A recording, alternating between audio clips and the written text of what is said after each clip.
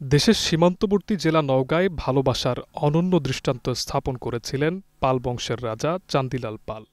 রানীকে দুরারোগ্য ব্যাধি থেকে মুক্ত করার জন্য কবিরাজ হাকিমের পরামর্শে ৩৬০টি পুকুর খনন করেন তিনি। নিদর্শনটি এখন কালের সাক্ষী হিসেবে রয়েছে নওগাঁয়। জেলা শহর থেকে ৩৫ কিলোমিটার দূরে দামিরহাট উপজেলার চরচান্দিরা গ্রামে অবস্থিত পুকুরগুলো এখন স্থানীয় যুগলদের কাছে ভালোবাসার এক অনন্য নিদর্শন।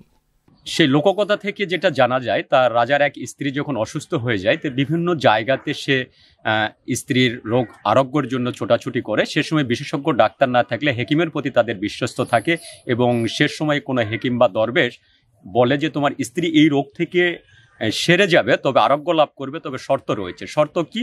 তো বলে ৩৬৫টা পুকুর খনন করতে হবে এবং প্রতিটা আলাদা আলাদা পুকুরে গোসল করলে তোমার স্ত্রীর রোগ আরোগ্য হবে। তখন রাজা চিন্তা করলো যে একই জায়গাতে পুকুরটা যদি খনন করা যায় তাহলে তাকে স্নান বা গোসল করার জন্য সুবিধা হবে।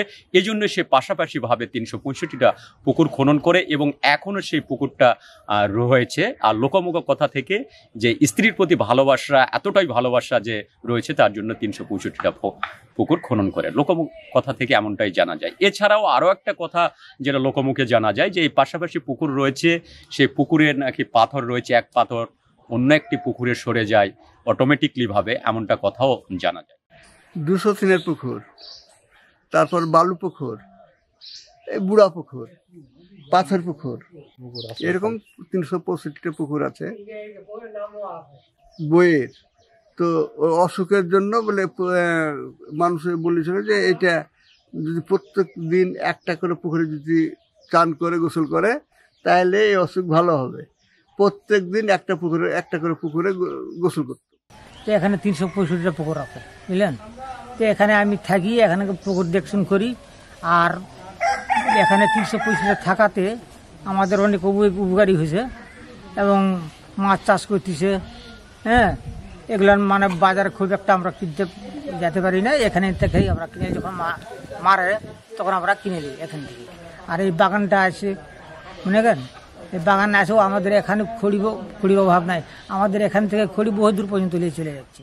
গ্রামের প্রায় ৮ কিলোমিটার এলাকা জুড়ে ৩৬৫টি পুকুর ছাড়াও দুই রানীর গোসলের জন্য আলাদা ২টি পুকুর খনন করা হয়েছিল।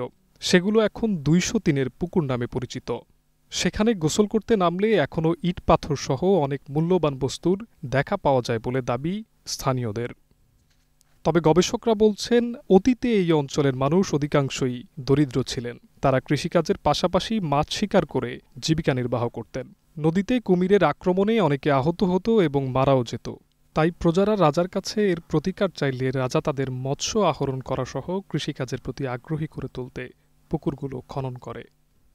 ৩৬৫ যে পুকুর আছে, এর আসলে সঠিক ইতিহাস জানা খুবই কঠিন।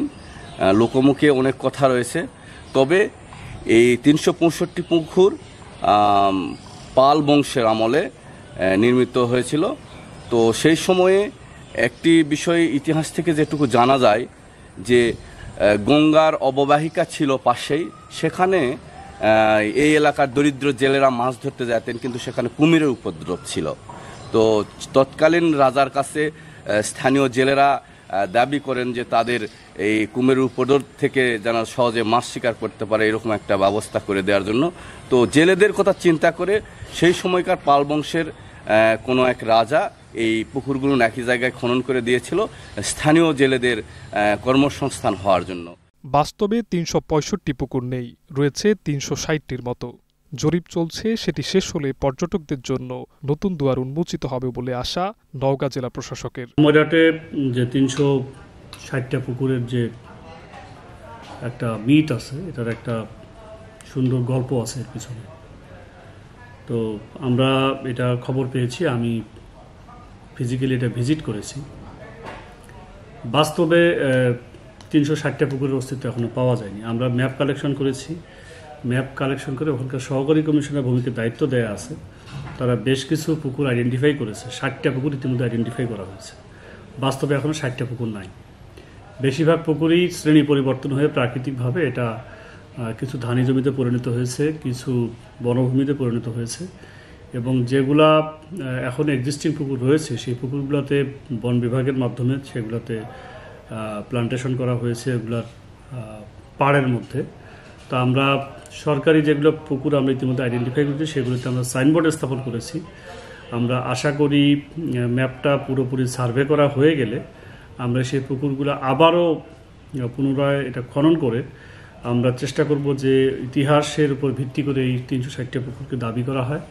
আমরা মনে করি এটা যদি করতে পারি তাহলে ইনশাল্লাহ ওখানে আমাদের যে ইতিহাস এবং ঐতিহ্য সমৃদ্ধ যে নওগাঁ জেলা, সেই নওগাঁ জেলার পর্যটনের একটা নতুন দুয়ার উন্মোচিত হবে। স্থানটিতে পর্যটনের জন্য যে অপার সম্ভাবনা রয়েছে তা বাস্তবায়নে প্রশাসন উদ্যোগী হলে ইতিহাস ও ঐতিহ্যের এই জেলা আরও সমৃদ্ধ হবে বলে মনে করেন সচেতন মহল।